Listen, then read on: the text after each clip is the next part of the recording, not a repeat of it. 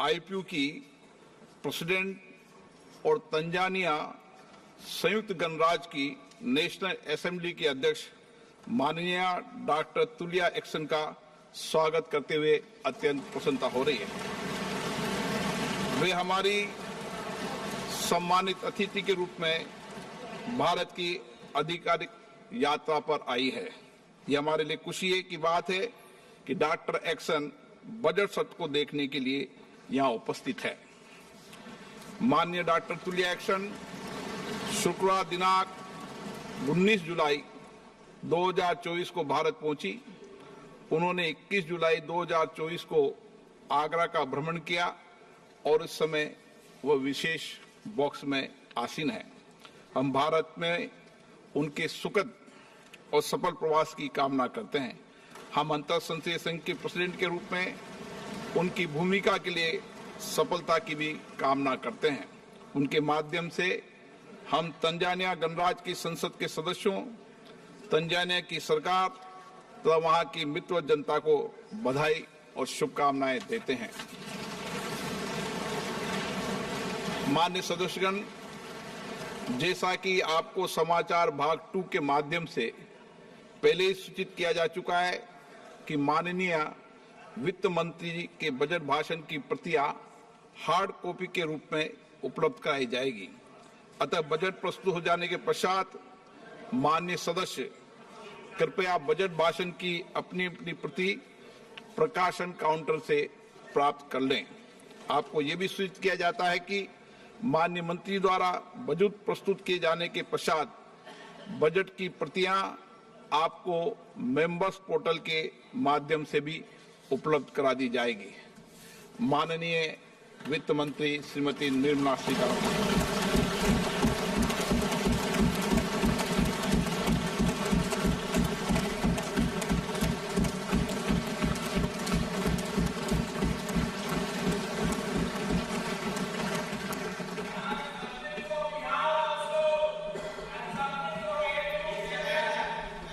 Honorable Speaker, I present the budget for 24-25. Introduction. The people of India have reposed their faith in the government led by Honorable Prime Minister Shri Narendra Modi and re-elected it for a historic third term under his leadership.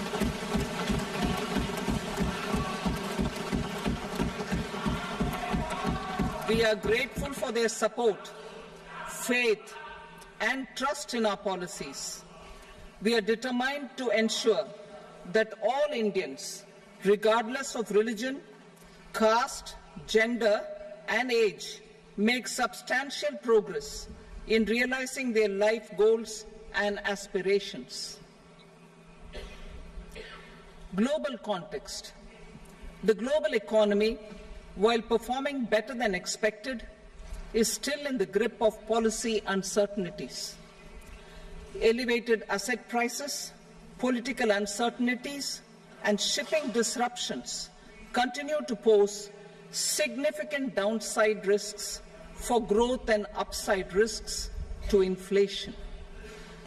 In this context, India's economic growth continues to be the shining exception and will remain so in the years ahead.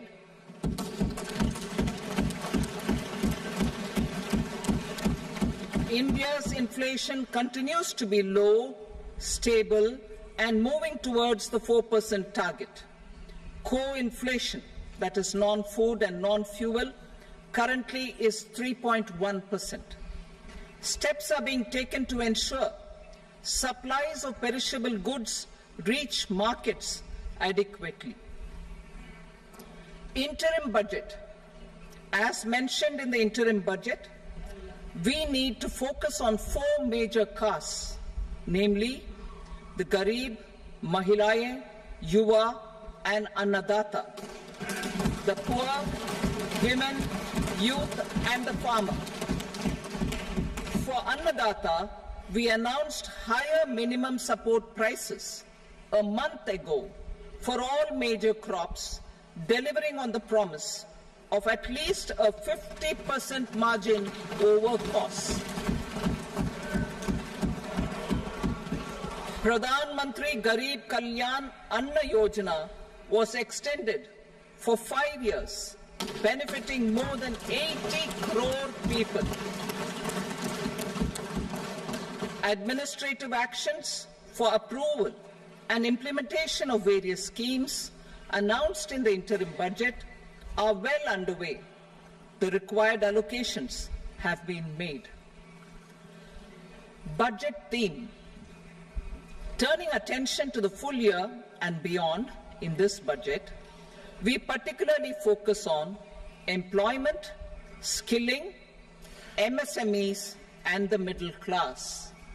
I'm happy to announce the Prime Minister's package of 5 schemes and initiatives to facilitate employment, skilling, and other opportunities for 4.1 crore youth over a 5-year period, with a central outlay of 2 lakh crore rupees. I will speak about them shortly, while more details may be seen in the annexure. This year, I've made a provision of 1.48 lakh rupees, 1.48 lakh crore rupees for education, employment, and skilling. Budget priorities. The people have given a unique opportunity to our government to take the country on the path of strong development and an all-round prosperity. In the interim budget, we promise to present a detailed roadmap for our pursuit of Viksit Bharat. In line with the strategy set out in the interim budget, this budget envisages sustained efforts on the following 9 priorities for generating ample opportunities for all. Number 1, productivity and resilience in agriculture. Number 2, employment and skilling. Number 3, inclusive human resource development and social justice. 4, manufacturing and services. 5, urban development. 6, energy security. 7, infrastructure. 8, innovation, research and development. And 9, next generation reforms. Subsequent budgets will build on these and add more priorities and actions. A more detailed formulation will be carried out as part of the economic policy framework, about which I will speak later in this speech. This budget details some of the specific actions to be initiated in the current year towards fulfillment of these priorities, with potential for transformative changes. The budget also covers some of the previously made announcements, with intent to strengthen them and step up their implementation for expediting our journey towards the goal of Viksit Bharat. Priority 1, productivity and resilience in agriculture. Transforming agricultural research. Our government will undertake a comprehensive review of the agricultural research setup to bring the focus on raising productivity and developing climate-resilient varieties. Funding will be provided in challenge mode, including to the private sector. Domain experts, both from the government and outside, will oversee the conduct of such research. Release of new varieties. New 109 high-yielding and climate-resilient varieties of 32 field and horticultural crops will be released for cultivation by farmers. Natural farming. In the next 2 years, 1 crore farmers across the country will be initiated into natural farming, supported by certification and branding. Implementation will be through scientific institutions and willing gram panchayats. 10,000 need-based bio-input resource centers will be established. Missions for pulses and oilseeds. For achieving self-sufficiency in pulses and oilseeds, we will strengthen their production, storage, and marketing. As announced in the interim budget, a strategy is being put in place to achieve Atmanirbharta for oilseeds such as mustard, groundnut, sesame, soybean, and sunflower. Vegetable production and supply chains. Large-scale clusters for vegetable production will be developed closer to major consumption centers. We will promote farmer-producer organizations, cooperatives, and startups for vegetable supply chains, including for collection and storage and marketing. Digital public infrastructure for agriculture. Buoyed by the success of the pilot project, our government, in partnership with the states, will facilitate the implementation of the digital public infrastructure in agriculture for coverage of farmers and their lands in 3 years. During this year, digital crop survey for Kharif using the DPI will be taken up in 400 districts. The details of 6 crore farmers and their lands will be brought into the farmer and land registries.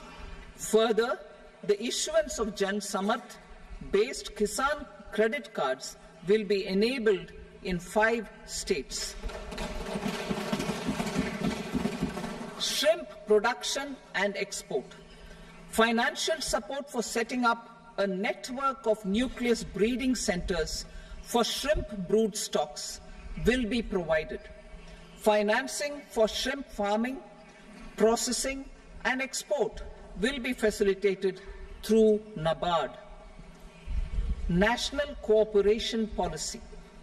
Our government will bring out a national cooperation policy for systematic, orderly, and all-round development of the cooperative sector, fast-tracking growth of rural economy and generation of employment opportunities on a large scale will be the policy goal. This year, I have made a provision of 1.52 lakh crore rupees for agriculture and allied sectors.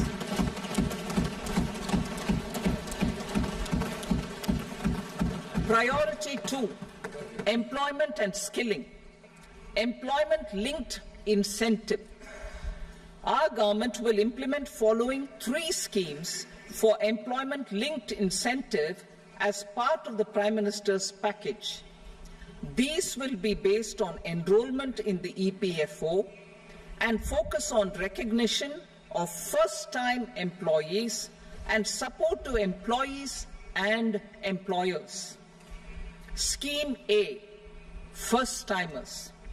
This scheme will provide 1 month wage to all persons newly entering the workforce in all formal sectors.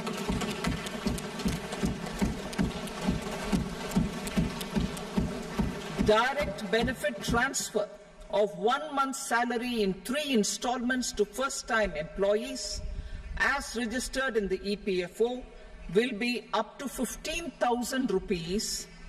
The eligibility limit will be a salary of 1 lakh per month. The scheme is expected to benefit 210 lakh youths.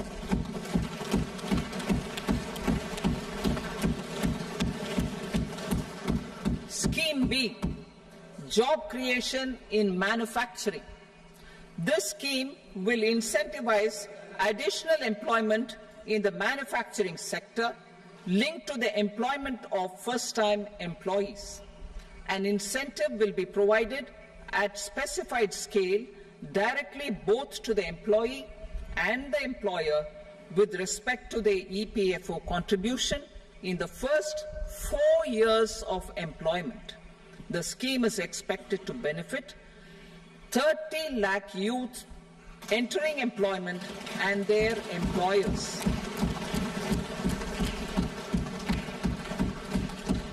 Scheme C, support to employers. This employer-focused scheme will cover additional employment in all sectors. All additional employment within a salary of 1 lakh rupee per month will be counted. The government will reimburse to employers up to 3,000 rupees per month for 2 years towards their EPFO contribution for each additional employee. The scheme is expected to incentivize additional employment of 50 lakh persons.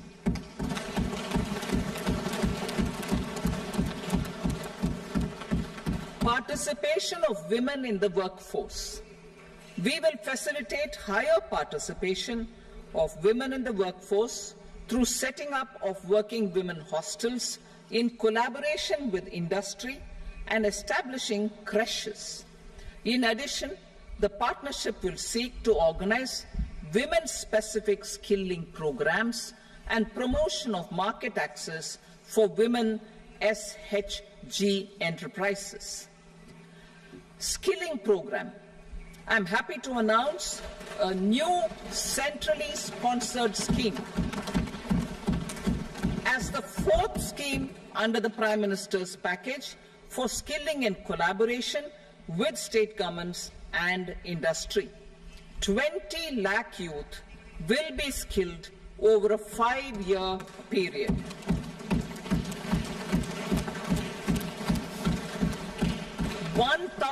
Industrial training institutes will be upgraded in hub and spoke arrangements with outcome orientation. Course content and design will be aligned to the skill needs of industry, and new courses will be introduced for emerging needs. Skilling loans. The model skill loan scheme will be revised to facilitate loans up to 7.5 lakh rupees with a guarantee from a government-promoted fund. This measure is expected to help 25,000 students every year.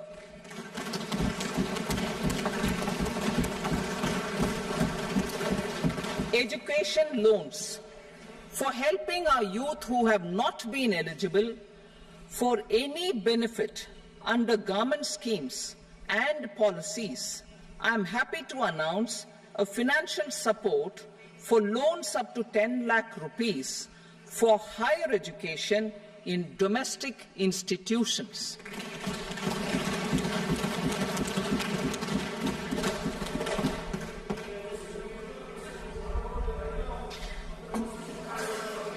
E-vouchers for this purpose.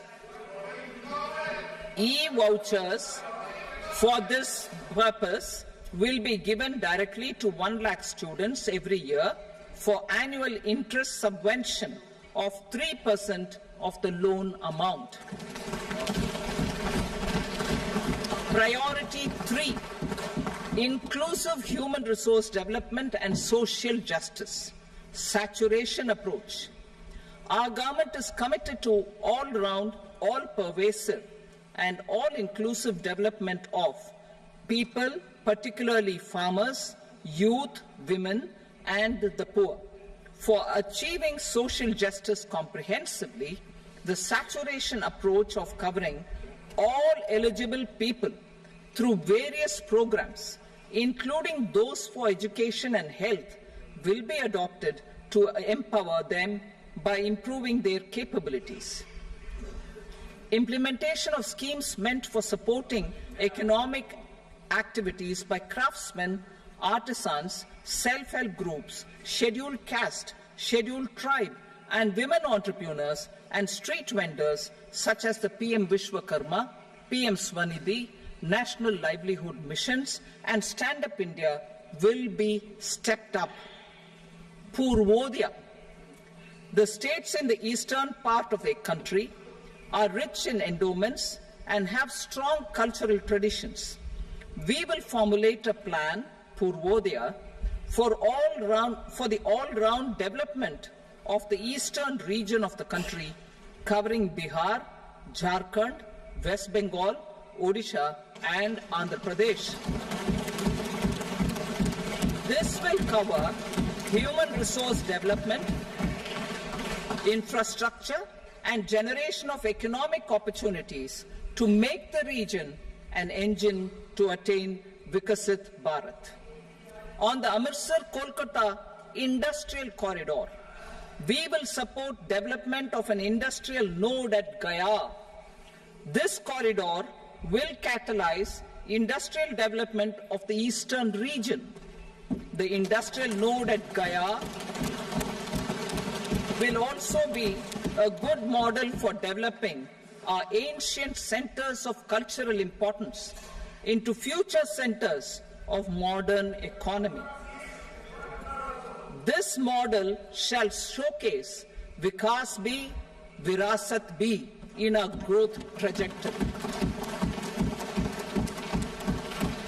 We will also support development of road connectivity projects, namely 1. Patna-Purnia Expressway, 2. Buxar-Bhagalpur Expressway, 3. Bodh Gaya, Rajgir, Vaishali and Darbhanga spurs, and 4. Additional 2-lane bridge over River Ganga at Buxar at a total cost of 26,000 crore rupees.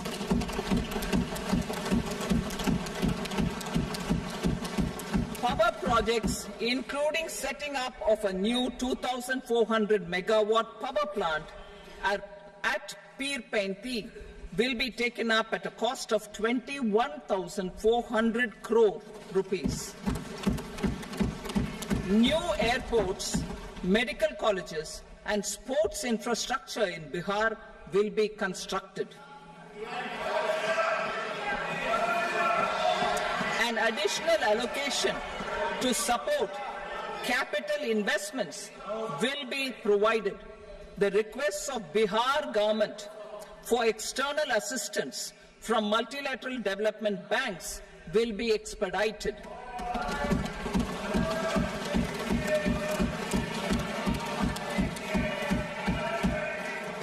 Andhra Pradesh Reorganization Act. Our government has made concerted efforts to fulfill the commitments in Andhra Pradesh Reorganization Act.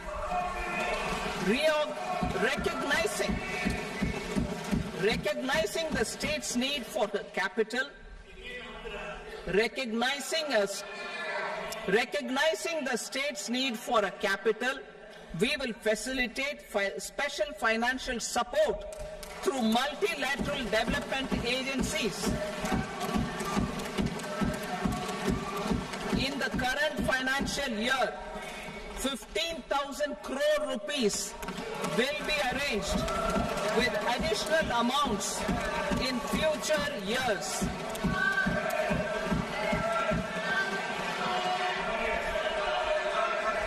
Our government is fully committed to financing and early completion of the Polavaram irrigation project, which is the lifeline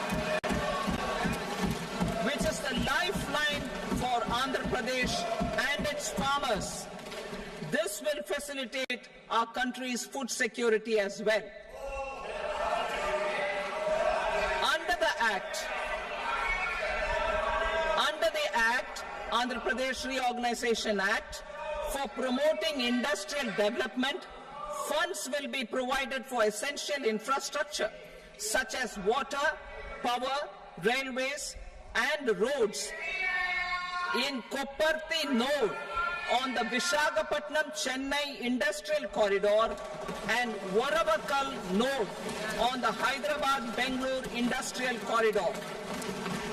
An additional allocation will be provided this year towards capital investment for economic growth.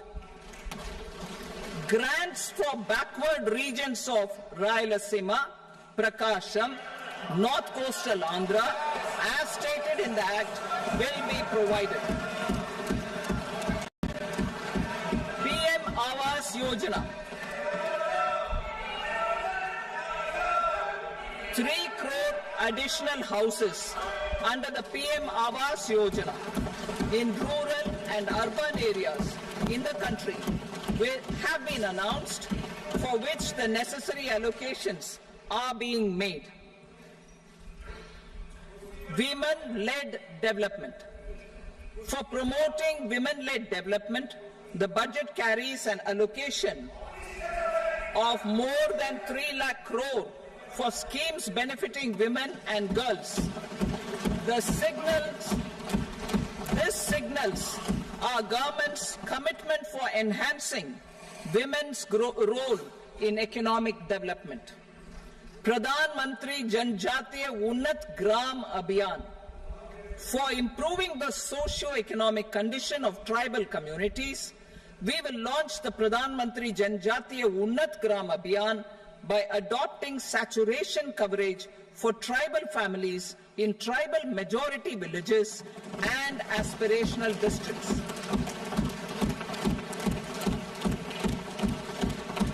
This will cover 63,000 villages, benefiting 5 crore tribal people. Bank branches in northeastern region. More than 100 branches of India Post Payment Bank will be set up in the northeast region to expand the banking services. This year, I have made a provision of 2.66 lakh crore rupees for rural development, including rural infrastructure. Priority 4, manufacturing and services, support for promotion of MSMEs. This budget provides special attention to MSMEs and manufacturing, particularly labor-intensive manufacturing. We have formulated a package covering financing, regulatory changes, and technology support for MSMEs to help them grow and also compete globally, as mentioned in the interim budget. I am happy to announce the following specific measures. Credit guarantee scheme for MSMEs in the manufacturing sector.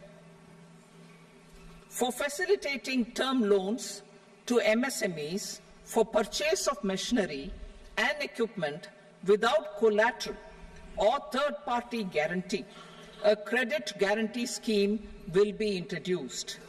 The scheme will operate on pooling of credit risks of such MSMEs.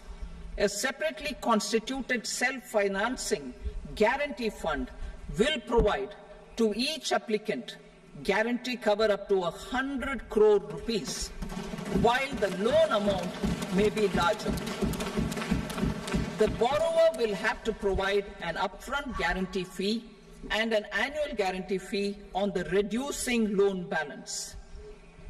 New assessment model for MSME credit. Public sector banks will build their own in-house capability to assess MSMEs for credit instead of relying on external assessment. They will also take a lead in developing or getting developed a new credit assessment model based on the scoring of digital footprints of the MSMEs in the economy. This is expected to be a significant improvement over the traditional assessment of credit eligibility based only on asset or turnover criteria. That will also cover MSMEs without a formal accounting system. Credit support to MSMEs during stress period. I'm happy to announce a new mechanism for facilitating continuation of bank credit to MSMEs during their stress period while being in special mention account, SMA account, SMA stage. For reasons beyond their control, MSMEs need credit to continue their business and to avoid getting into the NPA stage. Credit availability will be supported through a guarantee from a government-promoted fund. Mudra loans. The limit of Mudra loans will be enhanced to 20 lakh from the current 10 lakh for those entrepreneurs who have have availed and successfully repaid previous loans under the Tarun category. Enhanced scope for mandatory onboarding in TReDS. For facilitating MSMEs to unlock their working capital by converting their trade receivables into cash, I propose to reduce the turnover threshold of buyers for mandatory onboarding on the TReDS platform from rupees 500 crore to 250 crore rupees. This measure will bring 22 more CPSCs and 7,000 more companies onto the platform. Medium enterprises will also be included in the scope of the suppliers. SIDBI branches in MSME clusters. SIDBI will open new branches to expand its reach to serve all major MSME clusters within 3 years and provide direct credit to them. With the opening of 24 such branches this year, the service coverage will expand to 168 out of 242 major clusters. MSME units for food irradiation, quality and safety testing. Financial support for setting up of 50 multi-product food irradiation units in the MSME sector will be provided. Setting up of 100 food quality and safety testing labs with NABL accreditation will be facilitated. E-commerce export hubs to enable MSMEs and traditional artisans to sell their products in international markets. E-commerce export hubs will be set up in public-private partnership mode. These hubs, under a seamless regulatory and logistic framework, will facilitate trade and export-related services under one roof. Measures for promotion of manufacturing and services. Internship in top companies. As the fifth scheme under Prime Minister's package, our government will launch a comprehensive scheme for providing internship opportunities in 500 top companies to 1 crore youth in 5 years. They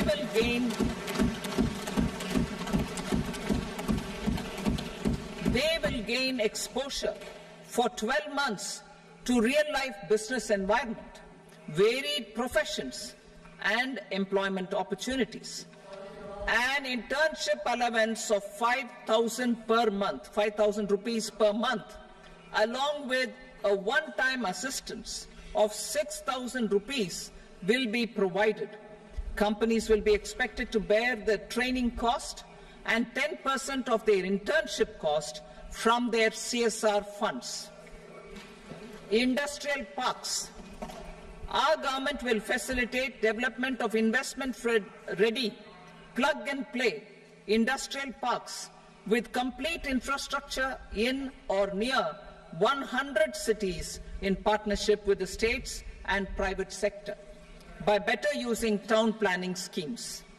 12 industrial parks under the National Industrial Corridor Development Program also will be sanctioned.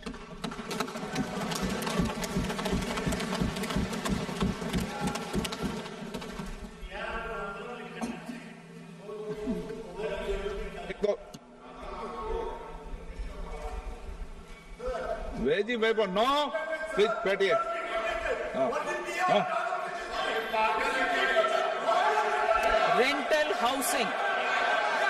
Rental housing with dormitory type accommodation for industrial workers will be, just 1 minute.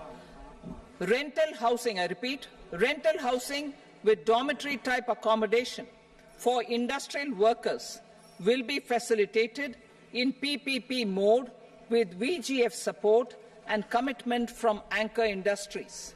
Shipping industry, ownership, leasing and flagging reforms will be implemented to improve the share of Indian shipping industry and generate more employment. Critical mineral mission. We will set up a critical mineral mission for domestic production, recycling of critical minerals, and overseas acquisition of critical mineral assets. Its mandate will include technology development, skilled workforce, extended producer responsibility framework, and a suitable financing mechanism. Offshore mining of minerals. Our government will launch the auction of the first tranche of offshore blocks for mining, building on the exploration already carried out. Digital public infrastructure applications. Turning to the services sector, I propose development of DPI applications at population scale for productivity gains, business opportunities, and innovation by the private sector. These are planned in the areas of credit, e-commerce, education, health, law and justice, logistics, MSME service delivery, and urban governance. Integrated technology platform for IBC ecosystem. An integrated technology platform will be set up for improving the outcomes under the Insolvency Bankruptcy Code for achieving consistency, transparency, timely processing, and better oversight for all stakeholders. Voluntary closure of LLPs. The services of the Center for Processing Accelerated Corporate Exit, CPACE, will be extended for voluntary closure of LLPs to reduce the closure times. National Company Law Tribunals. The IBC has resolved more than 1,000 companies, resulting in direct recovery of 3.3 lakh crore to creditors. 3.3 lakh crore rupees to creditors. In addition, 28,000 cases involving over 10 lakh crore rupees have been disposed of even prior to admission. Appropriate changes to the IBC, reforms and strengthening of the tribunal and appellate tribunals will be initiated to speed up insolvency resolution. Additional tribunals will be established. Out of those, some will be notified to decide cases exclusively under the Companies Act. Debt recovery. Steps for reforming and strengthening debt recovery tribunals will be taken. Additional tribunals will be established to speed up recovery. Priority 5, urban development. Cities as growth hubs. Working with states, our government will facilitate development of cities as growth hubs. This will be achieved through economic and transit planning and orderly development of peri-urban areas utilizing town planning schemes. Creative redevelopment of cities. For creative brownfield redevelopment of existing cities with a transformative impact, our government will formulate a framework for enabling policies, market-based mechanisms, and regulation. Transit-oriented development. Transit-oriented development plans for 14 large cities with a population above 30 lakh will be formulated, along with an implementation and financing strategy. Urban housing. Under the PM Awas Yojana, Urban 2.0, housing needs of 1 crore urban poor and middle-class families will be addressed with an investment of 10 lakh crore rupees. This will include the central assistance of 2.2 lakh crore rupees in the next 5 years. A provision of interest subsidy to facilitate loans at affordable rates is also envisaged. In addition, enabling policies and regulations for efficient and transparent rental housing markets with enhanced availability will also be put in place. water supply and sanitation. In partnership with state governments and multilateral development banks, we will promote water supply, sewage treatments, and solid waste management projects and services for 100 large cities through bankable projects. These projects will also envisage use of treated water for irrigation and filling up of tanks in nearby areas. Street markets. Building on the success of PM Swanidhi scheme in transforming the lives of street vendors, our government envisions a scheme to support each year over the next 5 years the development of 100 weekly hearts or street food hubs in select cities. Stamp duty. We will encourage states which continue to charge high stamp duty to moderate the rates for all and also consider further lowering duties for properties purchased by women. This reform will be made an essential component of urban development schemes. Priority 6, energy security, energy transition. In the interim budget, I had announced our strategy to sustain high and more resource-efficient economic growth, along with the energy security in terms of availability, accessibility, and affordability. We will bring out a policy document on appropriate energy transition pathways that balances the imperatives of employment, growth, and environmental sustainability. PM Surya Ghar Muft Bijli Yojana. PM Surya Ghar Muft Bijli Yojana. In line with the announcement in the interim budget,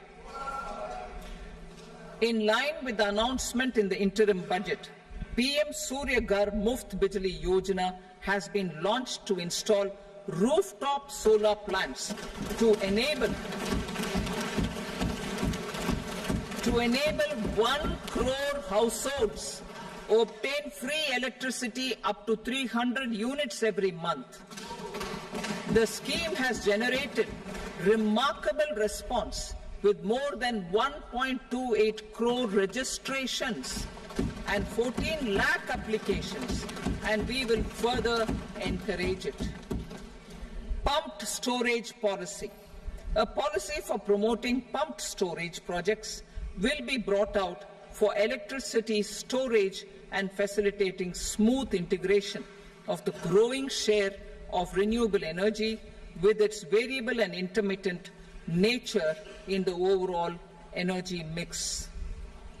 Research and development of small and modular nuclear reactors.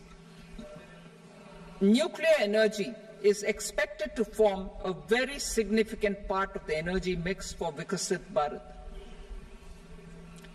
Towards that pursuit, our government will partner with the private sector for 1.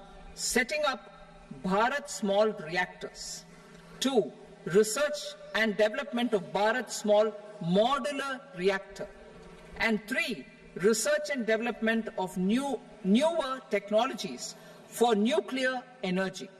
The R&D funding announced in the interim budget will be made available for this sector also. Advanced ultra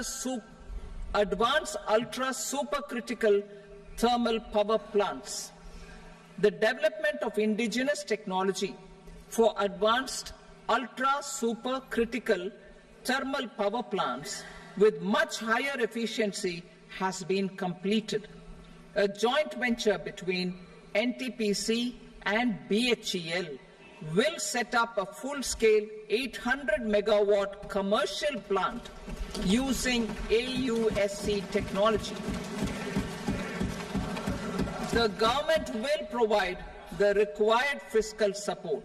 Moving forward, development of indigenous capacity for the production of high-grade steel and other advanced metallurgy materials for these plants will result in strong spin-off benefits for the economy.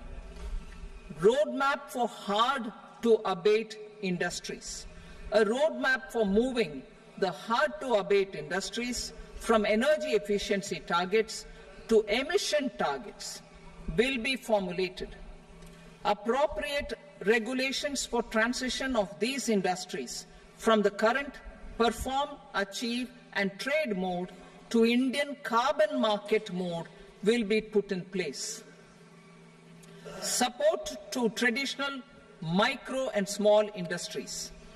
An investment-grade energy audit of traditional micro and small industries in 60 clusters, including brass and ceramic, will be facilitated.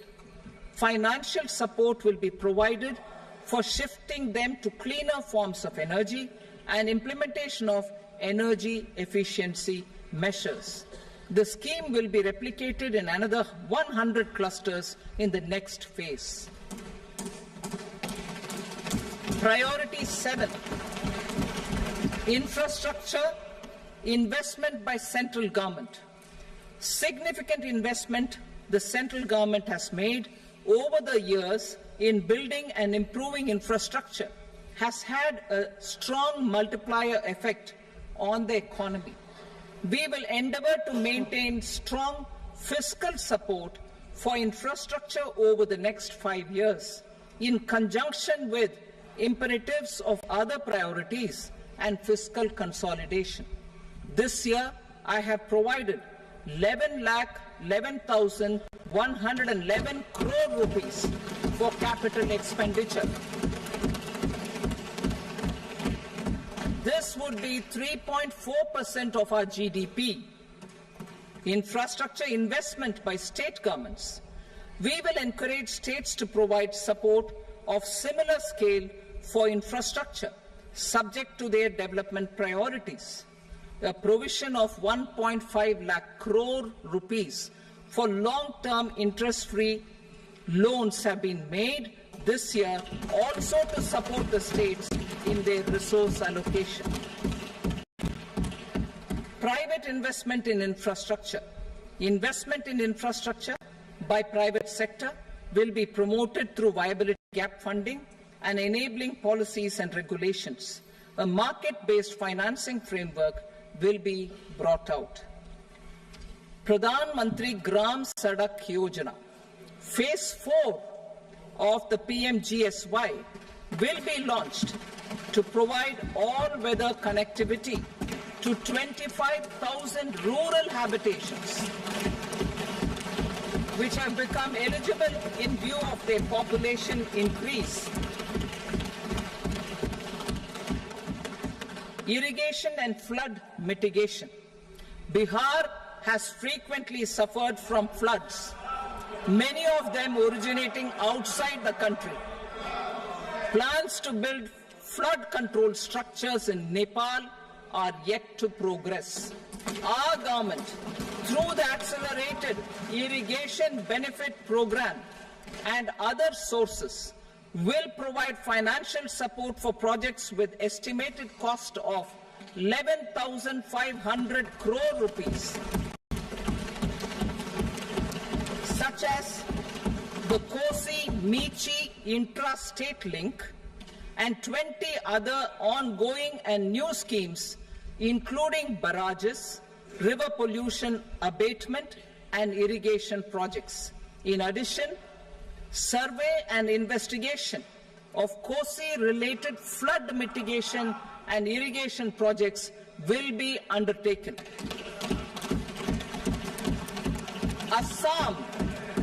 Assam grapples with floods every year by the Brahmaputra River and its tributaries originating outside India. We will provide assistance to Assam for flood management and related projects.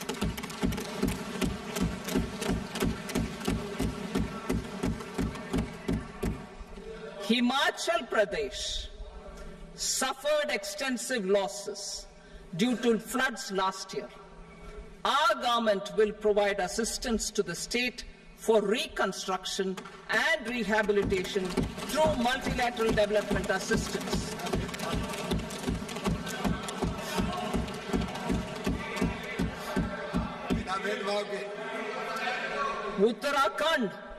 Uttarakhand too suffered losses due to cloudbursts and massive landslides. We will provide assistance to the state. Recently, Sikkim witnessed devastating flash floods and landslides that wreaked havoc across the state. Our government will provide assistance to the state. Tourism. Tourism has always been a part of our civilization. Our efforts in positioning India as a global tourist destination will also create jobs, stimulate investments, and unlock economic opportunities for other sectors. In addition to the measures outlined in the interim budget, I propose the following measures. Vishnupad Temple at Gaya and Mahabodhi Temple at Bodh Gaya in Bihar are of immense spiritual significance. Comprehensive development of Vishnupad Temple Corridor and Mahabodhi Temple Corridor will be supported, modeled on the successful Kashi Vishwanath Temple Corridor to transform them into world-class pilgrim and tourist destinations. Rajgir holds immense religious significance for Hindus, Buddhists and Jains. The 20th Tirthankara Muniswarata Temple in the Jain temple complex is ancient. The Saptarishi or the 7 hot springs form a warm water Brahmkund that is sacred. A comprehensive development initiative for Rajgir will be undertaken. Our government will support the development of Nalanda as a tourist center, besides reviving Nalanda University to its glorious stature. Odisha's scenic beauty, temples, monuments, craftsmanship, wildlife sanctuaries, natural landscapes, and pristine beaches make it an ultimate tourism destination.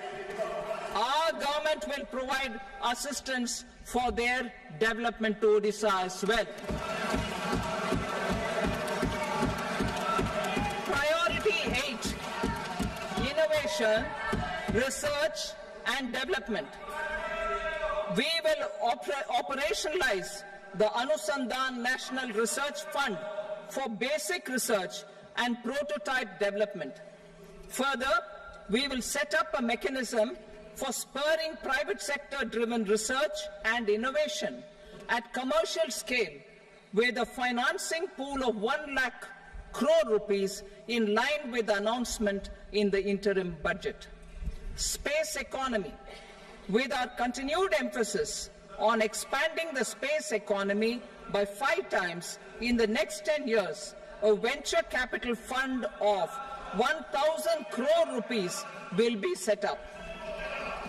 Priority 9, next generation reforms. Economic policy framework. We will formulate an economic policy framework to delineate the overarching approach to economic development and set the scope of the next generation of reforms for facilitating employment opportunities and sustaining high growth. Our government will initiate and incentivize reforms for 1. Improving productivity of factors of production, and 2. Facilitating markets and sectors to become more efficient. These reforms will cover all factors of production, namely land, labor, capital, and entrepreneurship, and technology as an enabler of improving total factor productivity and bridging inequality. Effective implementation of several of these reforms requires collaboration between the centre and the states, and building consensus as development of the country lies in development of the states.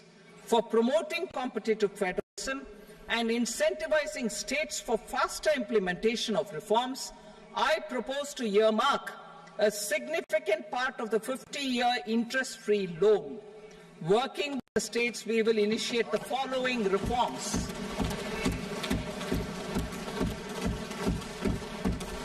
Land-related reforms and actions, both in the rural and urban areas, will cover land administration, will cover 1. Land administration, planning and management, and 2.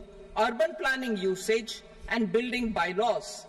These will be incentivized for completion within the next 3 years through appropriate fiscal support. Rural land-related actions. Rural land-related actions will include 1. Assignment of unique land parcel identification number, UL PIN, or Bhu Aadhaar for all lands. 2. Digitization of cadastral maps. 3. Subdivisions, survey of map subdivisions as per current ownership. 4. Establishment of land registry. And 5. Linking to the farmers registry. These actions will also facilitate credit flow and other agricultural services. Urban land-related actions.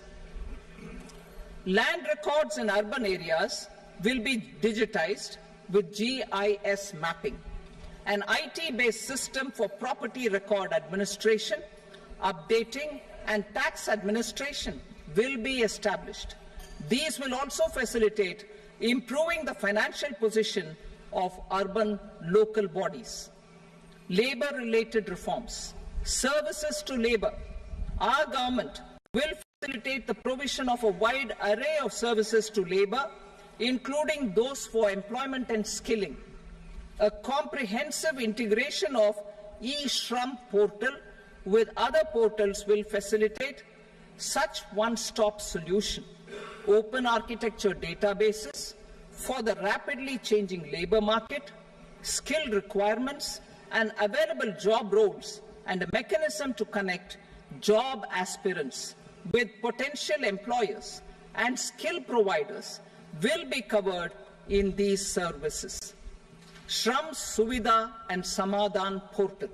Shram Suvidha and Samadhan portal will be revamped to enhance ease of compliance for industry and trade. Capital and entrepreneurship related reforms. Financial sector vision and strategy.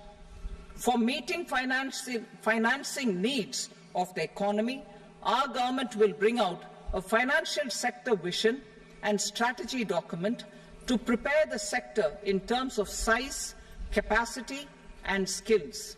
This will set the agenda for the next 5 years and guide the work of the government, regulators, financial institutions, and market participants. Taxonomy for climate finance. We will develop taxonomy for climate finance for enhancing the availability of capital for climate adaptation and mitigation. This will support achievement of the country's climate commitments and green transition. Variable capital company structure. We will seek the required legislative approval for providing an efficient and flexible mode for financing leasing of aircrafts and ships and pooled funds of private equity through a variable company structure. Foreign direct investment and overseas investment.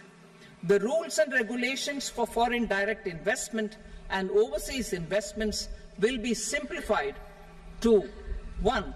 Facilitate foreign direct investments, 2. Nudge prioritization, and 3. Promote opportunities for using Indian rupee as a currency for overseas investment. NPS Vatsalya.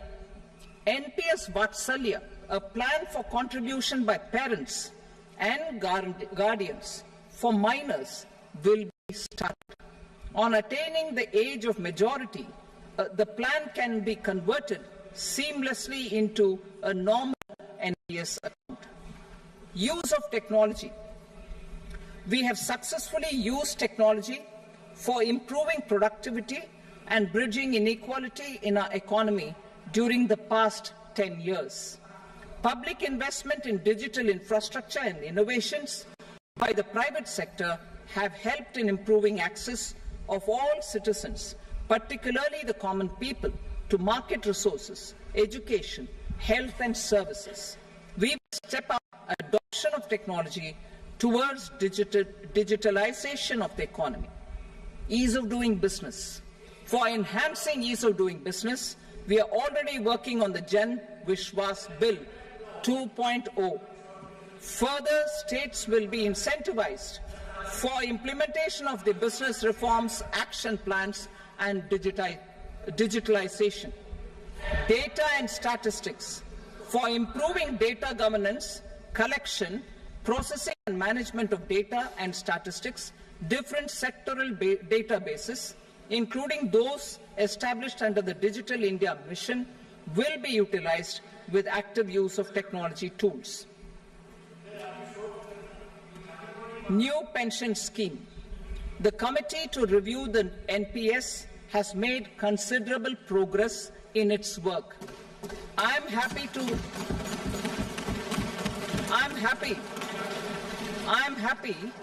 that the staff side of the National Council of the Joint Consultative Machinery for Central Government Employees has taken a constructive approach.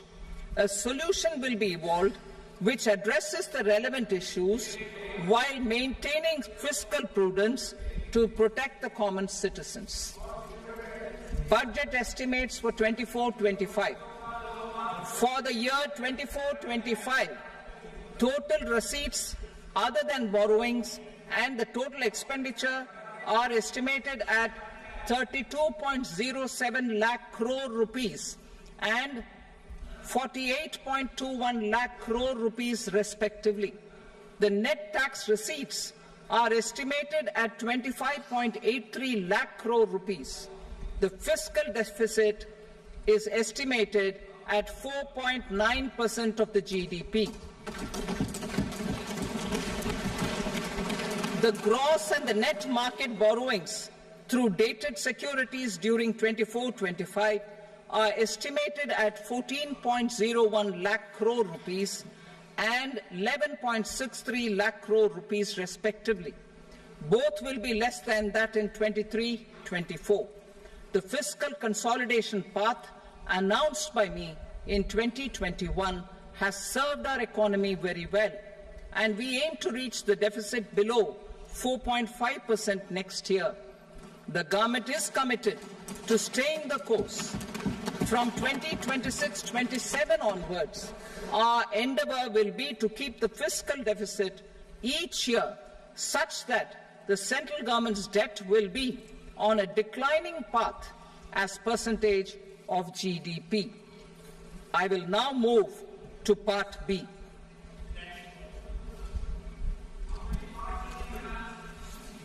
Indirect taxes. Sir, I start with GST. It has decreased tax incidence on the common man, reduced compliance burden and logistics cost for trade and industry, and enhanced revenues of the central and the state governments. It is a success of vast proportions. To multiply the benefits of GST, we will strive to further simplify and rationalize the tax structure and endeavour to expand it to the remaining sectors. My proposals for customs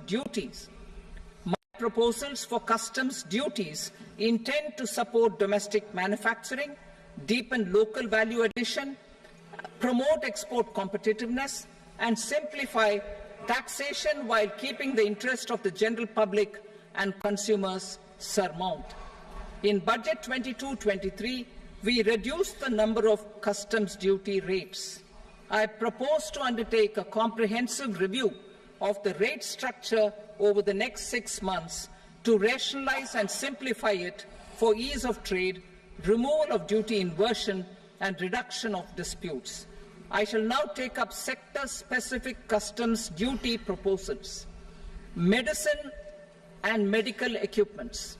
To provide relief to cancer patients, I propose to fully exempt 3 more medicines from customs duties.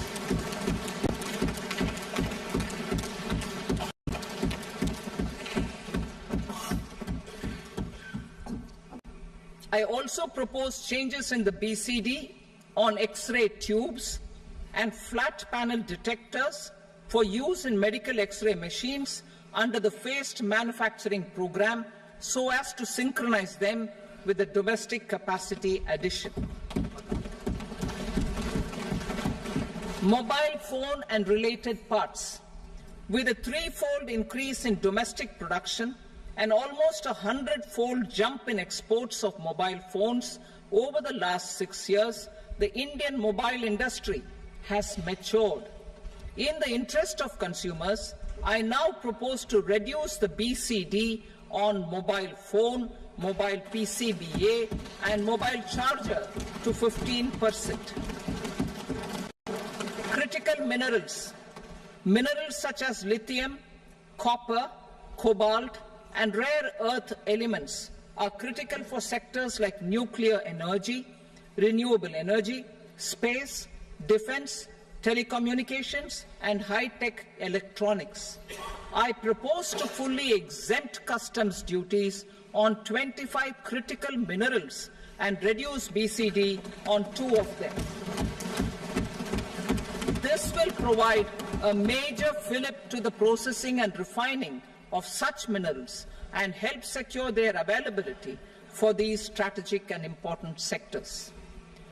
Solar energy. Energy transition is critical in the fight against climate change. To support energy transition, I propose to expand the list of exempted capital goods for use in the manufacture of solar cells and panels in the country. Further, in view of sufficient domestic manufacturing capacity of solar gas, glass, and tinned copper interconnect, I propose not to extend the exemption of custom duties provided to them. Marine products. India's seafood exports in the last financial year touched an all-time high of more than 60,000 crores of rupees. Frozen shrimp accounted for about 2/3 of these exports. To enhance their competitiveness, I propose to reduce BCD on certain broodstock, polychaete worms, shrimp, and fish feed to 5%. I also propose to exempt customs duty on various inputs for manufacture of shrimp and fish feed. Leather and textile. Similarly, to enhance the competitiveness of exports in the leather and textile sectors, I propose to reduce BCD on real down-filling material from duck or goose. I am also making additions to the list of exempted goods for manufacture of leather and textile garments, footwear, and other leather articles for export. To rectify inversion in duty, I propose to reduce BCD subject to conditions on methylene diphenyl diisocyanate, MDI, for manufacture of spandex yarn from 7.5 to 5%. Furthermore, the export duty structure on raw hides, skin, and leather is proposed to be simplified and rationalized. Precious metals. To enhance domestic value addition in gold and precious metal jewelry in the country, I propose to reduce customs duties on gold and silver to 6% and that of platinum to 6.4%. Other metals. Steel and copper are important raw materials. To reduce their cost of production, I propose to remove the BCD on ferronickel and blister copper. I am also continuing with nil BCD on ferrous scrap and nickel cathode and concessional BCD of 2.5% on copper scrap. Electronics. To increase value addition in the domestic electronics industry, I propose to remove the BCD subject to conditions on oxygen-free copper for manufacture of resistors. I also propose to exempt certain parts for manufacture of connectors. Chemicals and petrochemicals.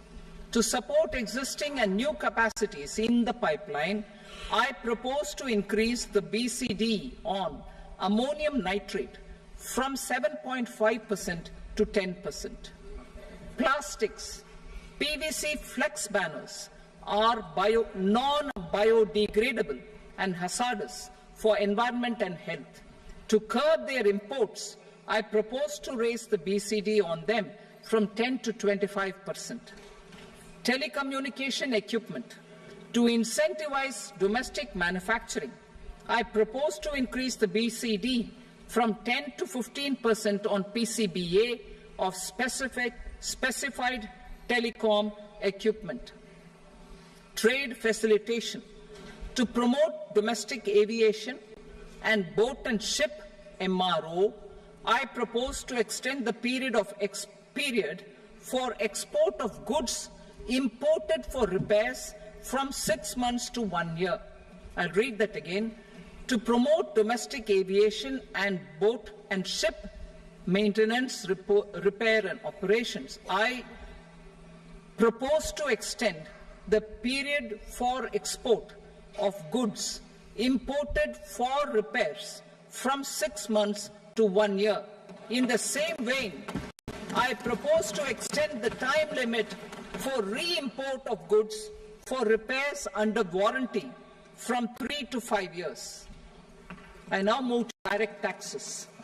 We will continue our efforts to simplify taxes, improve taxpayer services, provide tax certainty, and reduce litigation while enhancing revenues for funding the development and welfare schemes of the government.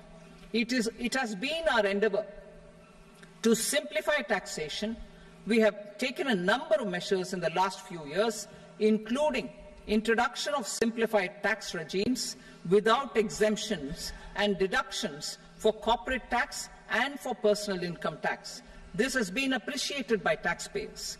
58% of corporate tax came from the simplified tax regime in the financial year 22-23.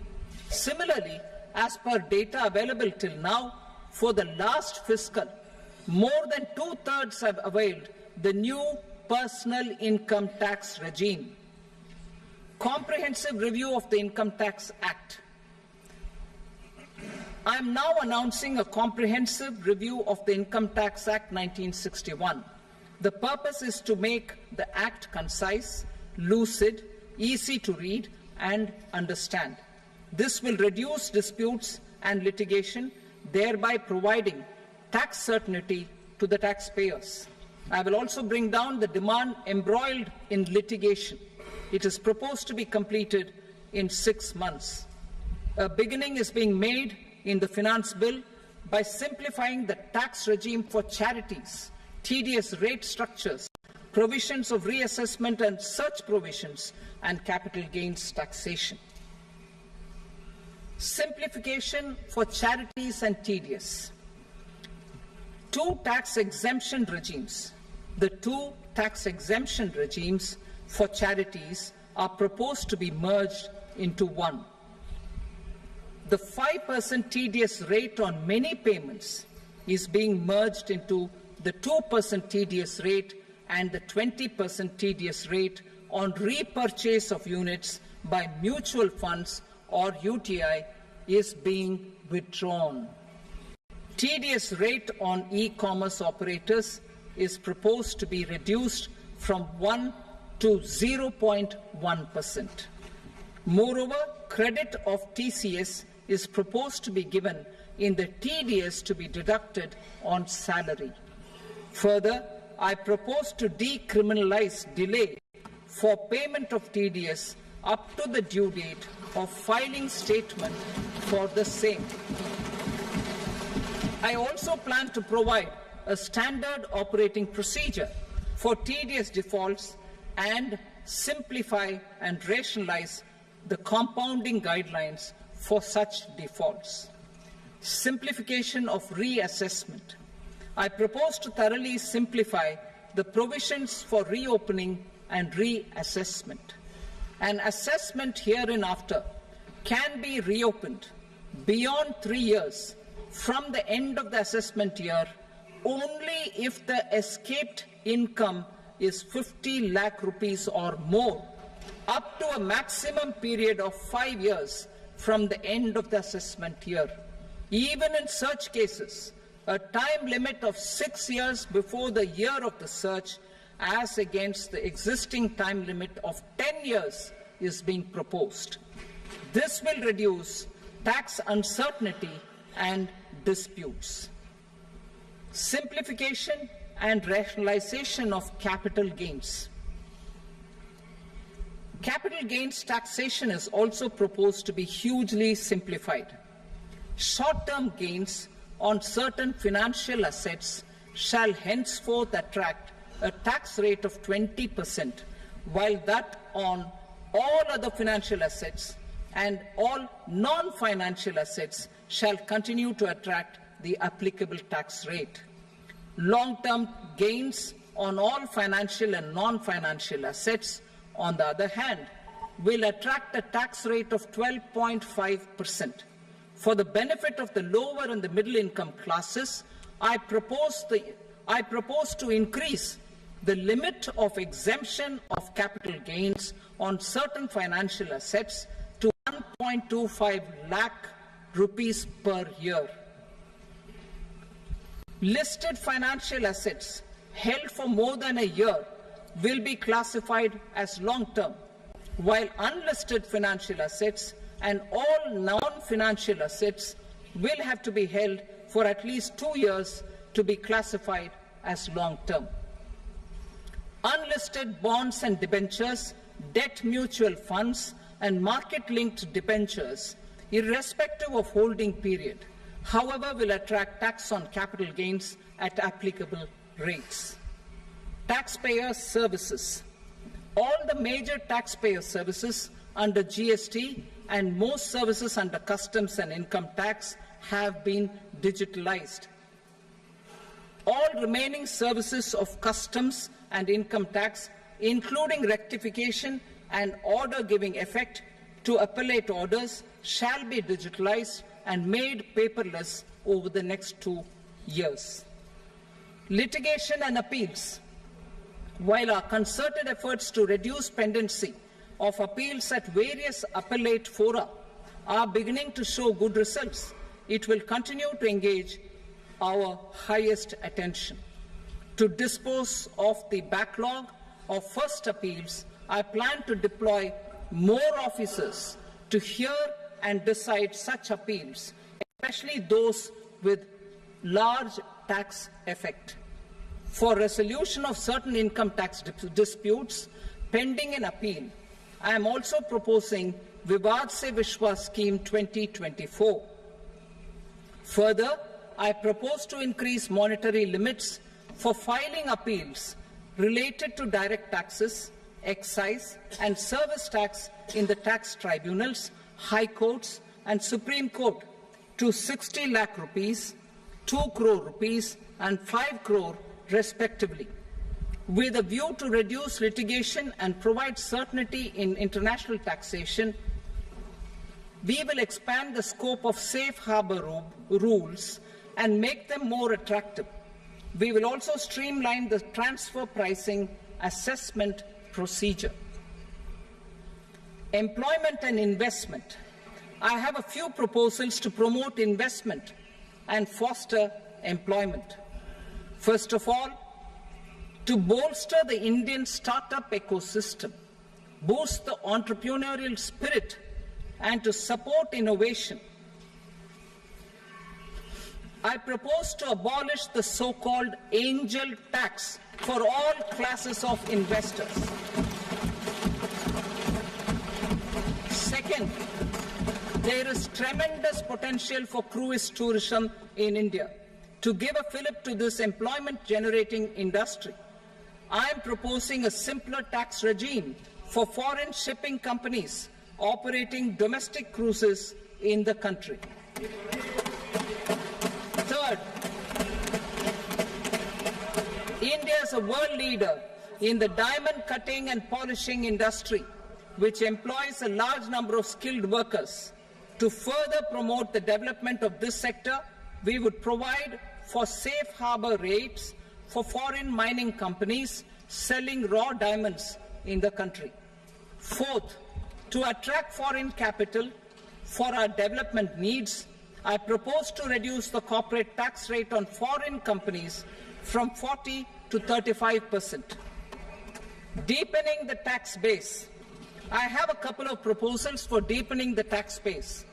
First, security transaction tax on futures and options of securities is proposed to be increased to 0.02% and 0.1% respectively.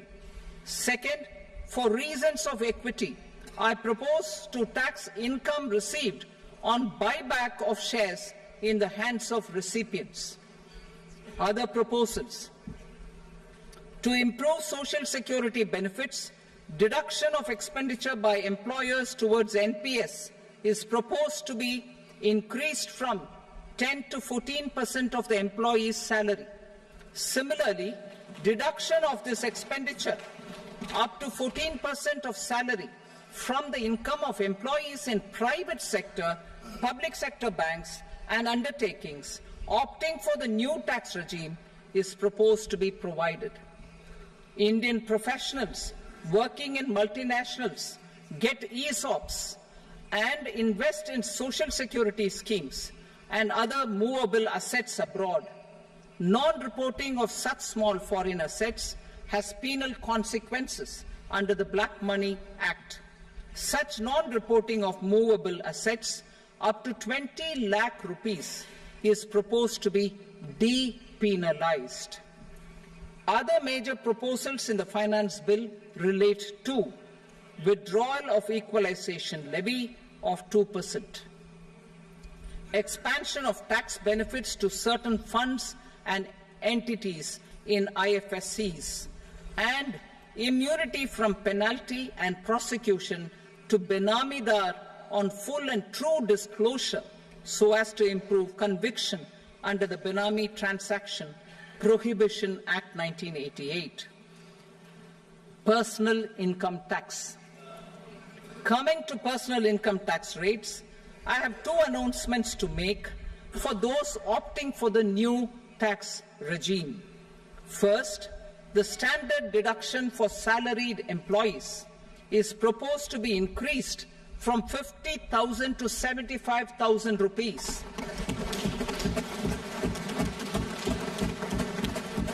Similarly, deduction on family pension for pensioners is proposed to be enhanced from 15,000 to 25,000 rupees. This will provide relief to about 4 crore salaried individuals and pensioners.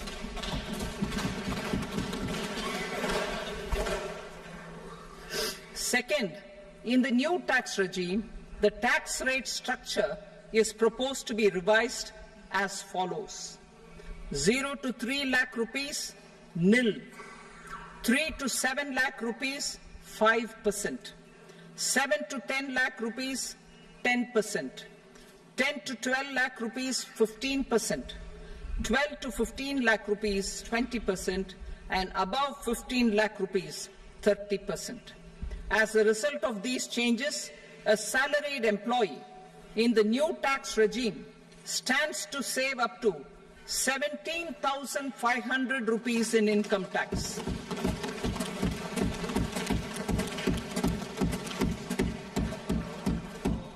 Apart from these, I am also making some other changes as given in the annexure.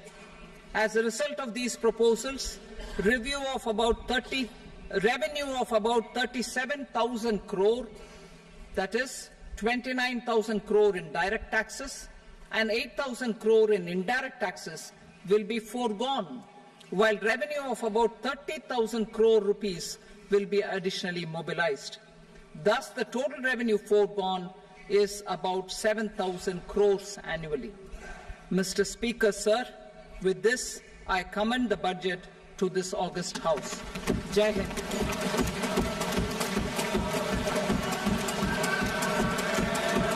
Item number 2. Item number 2.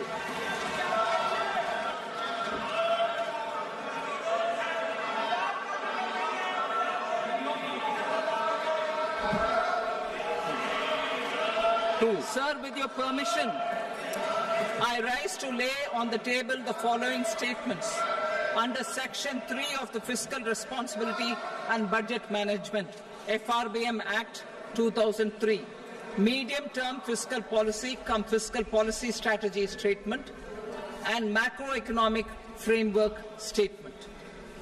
Item number 3. Sir, with your permission, I rise to move for leave to introduce the Finance Number 2 Bill 2024. प्रश्न ये कि विधेयक को पुनर्स्थापित करने की अनुमति प्रदान की जाए। जो सदस्य इसके पक्ष में हाँ कहें, जो सदस्य विरोध में ना कहें, मेरे विचार में निर्णय हाँ वालों के पक्ष में अनुमति प्रदान की जाती है। माननीय मंत्री जी, अब विधेयक पुनर्स्थापित करें। Sir, I introduce the bill. Item number 4. The Union Territory of Jammu and Kashmir budget. Sir, I rise to present a statement, Hindi and English versions, of the estimated receipts and expenditure of the Union Territory of Jammu and Kashmir for the year 24-25. सभा की कार्रवाई कल बुधवार दिनांक 24 जुलाई 2024 को प्राप्त 11 बजे तक के लिए स्थगित की जाती है।